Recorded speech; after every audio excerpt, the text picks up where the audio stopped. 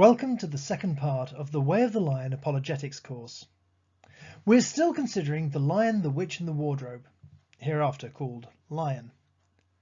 Last time we covered truth claims and how to assess them. This time we're going to look at logic. Our learning aims for this session are to understand the famous Lewis trilemma, identify some of the laws of logic, be able to identify and respond to some logical fallacies. Logic comes from the Greek word logos, usually translated word. Some have even suggested that John 1:1 could be legitimately translated, "In the beginning was the logic, and the logic was with God, and the logic was God." Logic can be described as fundamental laws governing reality and thought and are assumed by Scripture. The basic laws of logic govern all reality and thought and are known to be true for at least two reasons. One, they are intuitively obvious and self-evident. Once one understands a basic law of logic, one can see that it is true. Two, those who deny them use these principles in their denial, demonstrating that those laws are unavoidable and that it is self-refuting to deny them. The basic laws of logic are neither arbitrary inventions of God nor principles that exist completely outside God's being. Obviously, the laws of logic are not like the laws of nature. God may violate the latter, say, suspend gravity, but he cannot violate the former, like making a square circle. Those laws are rooted in God's own nature. For example, even God cannot exist and not exist at the same time and in the same way. And even God cannot validly believe that red is a colour and red is not a colour. He does not violate, in his being or thought, the fundamental laws of logic.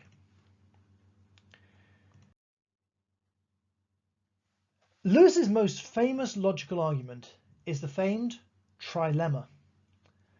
The logic runs along the same lines as this quote from Lion. "Logic," said the professor, half to himself. "Why don't they teach logic at these schools? There are only three possibilities. Either your sister is telling lies, or she is mad, or she is telling the truth. You know she doesn't tell lies, and it is obvious that she is not mad. For the moment then, and unless any further evidence turns up, we must assume that she is telling the truth." The more famous and more detailed rendition occurs in Mere Christianity, and you are doubtless familiar with it.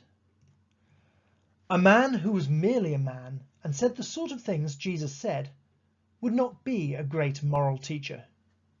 He would either be a lunatic, on a level with a man who says he is a poached egg, or else he would be the devil of hell. You must make your choice. Either this man was and is the Son of God, or else a madman or something worse. You can shut him up for a fool, you can spit at him and kill him as a demon, or you can fall at his feet and call him Lord and God. But let us not come with any patronizing nonsense about his being a great human teacher. He has not left that open to us. He did not intend to. Jesus claimed to be God. Logically, this can only be true or false according to the law of the excluded middle. If it is false, then either Jesus believed that he was the creator of the universe and Aristotle's eternal prime mover, in which case he was a crazy man, or he knew he wasn't and was telling porky pies, which makes him the world's greatest con man. The only other option is that he was telling the truth. Thanks to the law of non-contradiction, we know that he can't be any combination of these things. And, thanks to the law of identity, we know that he is who he is at the exclusion of all other things. Therefore, unless any further evidence turns up, we must assume that he is God. As Sherlock Holmes says, "When you have eliminated the impossible, whatever remains, however improbable, must be the truth."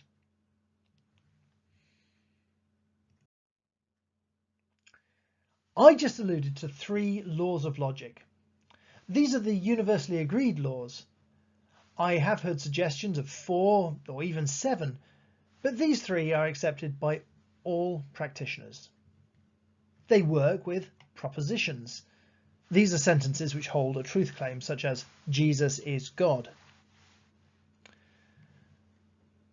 The law of non-contradiction, that is, P is not non-P, says that a statement such as "it is raining" cannot both be true and false in the same sense. Of course, it could be raining in Birmingham and not raining in Coventry, but the principle says that it cannot be raining and not raining at the same time in the same place. Jesus is God, therefore he can't be not God. The law of the excluded middle, that's either P or non-P. The law of the excluded middle says that a statement such as "it is raining" is either true or false. There is no other alternative. Jesus is either God or not God. There is no third way to look at it. The law of identity, P is P. The law of identity says that if a statement such as "it is raining" is true, then the statement is true. More generally, it says that the statement P is the same thing as itself and is different from everything else. Applied to all reality, the law of identity says that everything is itself and not something else. Therefore, if Jesus is God, then we should relate to him as we would to God, that is, with worship and adoration.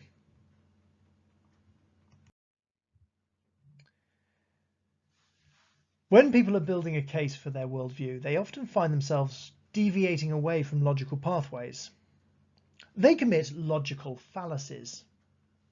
We all do it, but when we are presenting Christ, we must be aware not to, and watch out for when other people do. One person whose published work is a litany of logical fallacies is our old friend, Richard Dawkins. Here are a few examples of fallacies with reference to his back catalogue. There are many fallacies, but some of the most common inherent in anti-Christian rhetoric are straw man, ad hominem, genetic fallacy, burden of proof, special pleading, and appeal to emotion. Since Christians are also accused of committing these fallacies, we should at least know what they are. The straw man. This is misrepresenting someone's argument to make it easier to attack. By exaggerating, misrepresenting, or just completely fabricating someone's argument, it is much easier to present your own position as being reasonable. But this kind of dishonesty serves to undermine rational debate. One of the truly bad effects of religion is that it teaches us that it is a virtue to be satisfied with not understanding.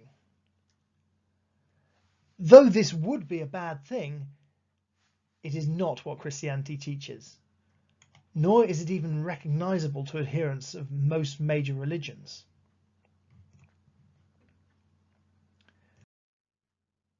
Ad hominem. In Latin, this means against the man, or to the man. This is attacking your opponent's character or personal traits in an attempt to undermine their argument. Ad hominem attacks can take the form of overtly attacking somebody or casting doubt on their character. The result of an ad hominem attack can be to undermine someone without actually engaging with the substance of their argument. There is something infantile in the presumption that somebody else has a responsibility to give your life meaning and point. So Christians are infantile.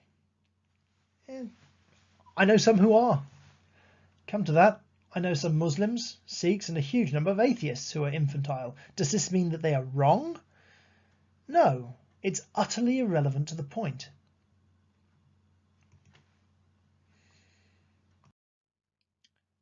The genetic fallacy. Judging something good or bad on the basis of where it comes from or from whom it comes. To appeal to prejudices surrounding something's origin is another red herring fallacy.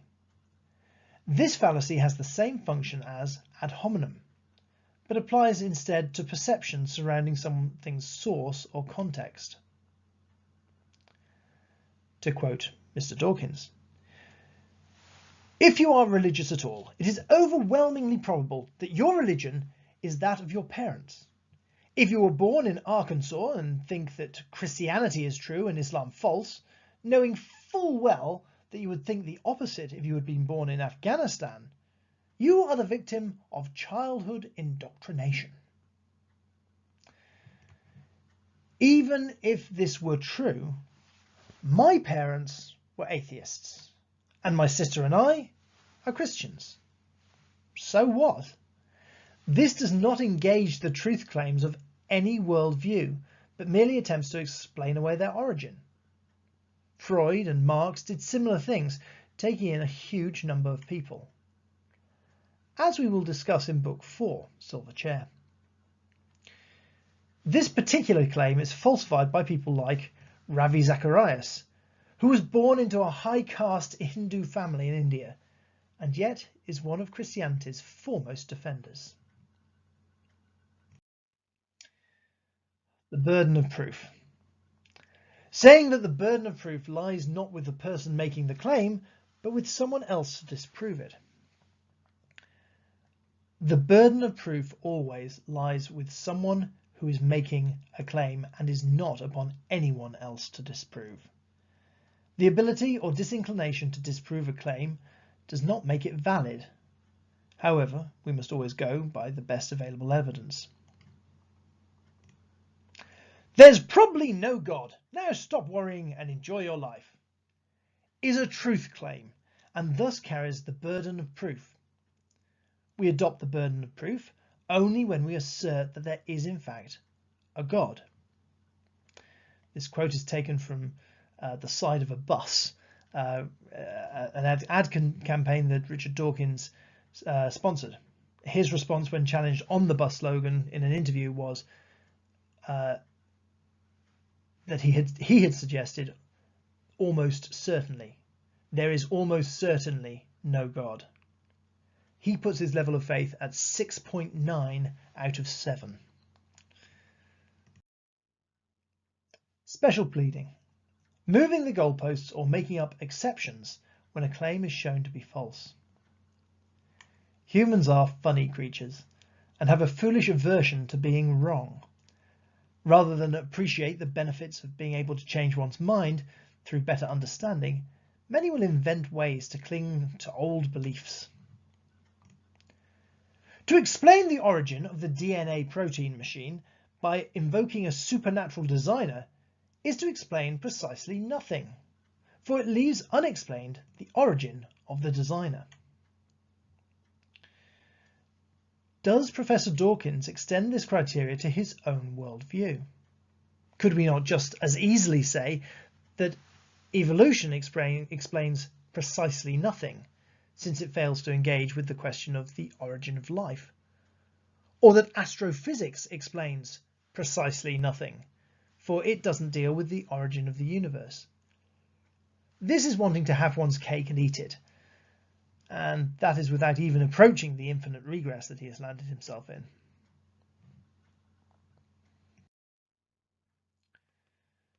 Appeal to emotion. This is manipulating an emotional response in place of a valid or compelling argument. Appeals to emotion include appeals to fear, envy, hatred, pity, guilt, and more. A common one is, think of the children.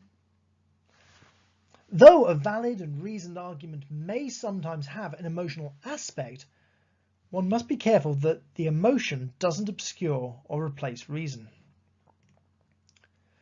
Imagine a world with no religion. Imagine no suicide bombers, no 9/11, no 7/7, no crusades, no witch hunts, no gunpowder plot, no Indian partition, no Israeli-Palestinian wars, no Serb-Croat Muslim massacres, no persecution of Jews as Christ killers, no Northern Ireland troubles, no honour killings, no shiny-suited bouffon-haired televangelists fleecing gullible people of their money. Imagine no Taliban to blow up ancient statues, no public beheadings of blasphemers, no flogging of female skin for the crime of showing an inch of it. This is taken straight from the playbook of John Lennon. Imagine the worst example of religion and emotionalize it to prove a point. Carefully omit the positive effects of religion. The hospitals, schools, museums, social justice movements, arts and music contribution, just to mention a few Christian examples. It is valuable to note that 10 out of the 16 of these examples are not Christian, but rather those belonging to an opposing world religion, which will be addressed when we reach Horse and His Boy. And now it's your turn. I will show some slides of logically fallacious claims. Your mission, should you choose to accept it, is to identify which fallacy is being used and present a valid refutation. You can put comments in the comment section below, or you can just discuss it with your friends. Thank you, Spock. Indoctrinating children to believe in God is child abuse. Press pause and discuss. That's right, this is an appeal to emotion. Think of the children instead of thinking about the issue at hand. If atheism is untrue, then indoctrinating children not to believe in God is child abuse on an eternal level. You have to prove God exists before I'll listen to you. Press pause and discuss.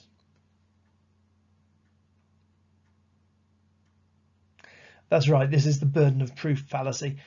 This shuts down discussion before it starts by demanding for a conclusion before investigation can begin. This would not be accepted in any other field. Imagine a lawyer saying, "We can't have a trial until you have first proven my client guilty." Or a scientist saying, "We can't undertake an experiment until we have the conclusion."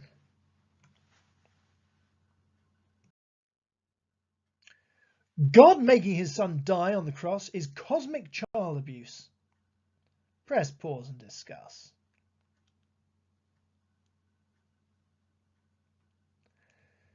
Yes, that's right, this is a straw man. This uses just enough of the truth to sound initially compelling, but disregards essential details, including the incarnation, the doctrine of the Trinity, the attributes of God as just judge and yet perfect in mercy. Because Jesus is God incarnate, the second person of the Trinity, and the eternal Word, there is no part of his choosing to die on the cross that could be legitimately understood in this way. The counterpoint of this is something like, "Atheists believe we're just animals, no different from a cockroach." Enough to sound convincing, but missing the nuances that different atheists have used to address this issue. You're an idiot. Only gullible, ignorant fools believe in God. Press pause and discuss.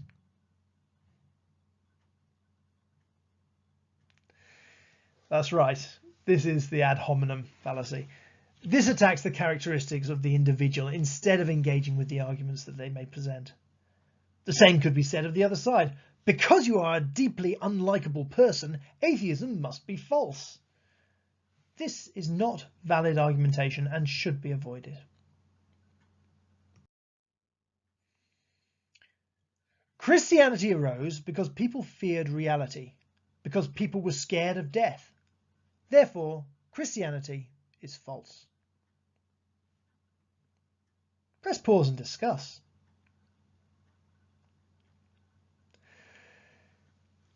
That's right, of course this is the genetic fallacy. Even if it were true, so what? It just avoids the issue of truth with a red herring. The opposite argument might be that the belief in atheism is a byproduct of a cynical and sceptical society wherein blasphemy is fashionable. Possibly true, but irrelevant. So thank you for joining me for this brief tour of logic. This only really scratches the surface of a very deep field of study. But if you enjoyed it, then I would encourage you to follow up with further study. I personally recommend the teachings of Ronald Nash, which are available for free on biblicaltraining.org. Our aims today were to understand the trilemma, to understand what the laws of logic are, and to be able to identify some logical fallacies. If this has helped you to achieve those goals or raised more questions, then please leave me a comment down below. God bless.